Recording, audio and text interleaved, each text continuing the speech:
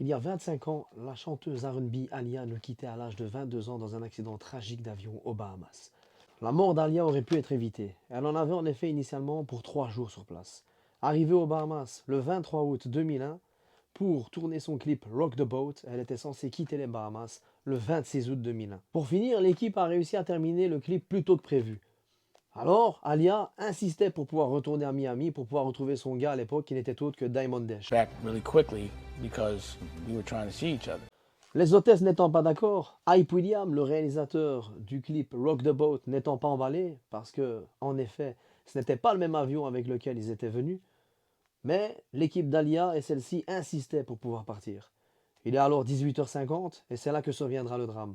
En effet, l'avion ne quittera jamais le tarmac. 60 mètres plus loin, il s'écrasera dans une zone marécageuse.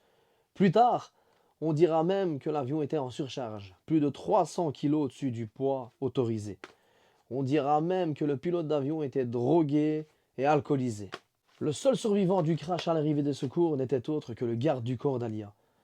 Apparemment, il la tenait dans ses bras au moment du choc. Ses derniers mots furent « Est-ce qu'Alia va bien? Est-ce qu'Alia va bien ?» Il décéda quelques minutes plus tard. En 2021, une biographie d'Alia, Baby Girl Better Know As Alia, de Cathy Landely, a rapporté qu'un manutentionnaire bagagiste âgé de 13 ans à l'époque, Kingsley Russell, aurait vu la chanteuse monter à bord de l'avion complètement déchirée via des somnifères. Apparemment, la chanteuse actrice ne voulait pas monter dans l'avion et on l'aurait forcée de monter à l'intérieur de celui-ci parce qu'elle ne savait pas qu'elle allait se retrouver avec un autre avion que celui qu'elle avait pris 3 jours avant.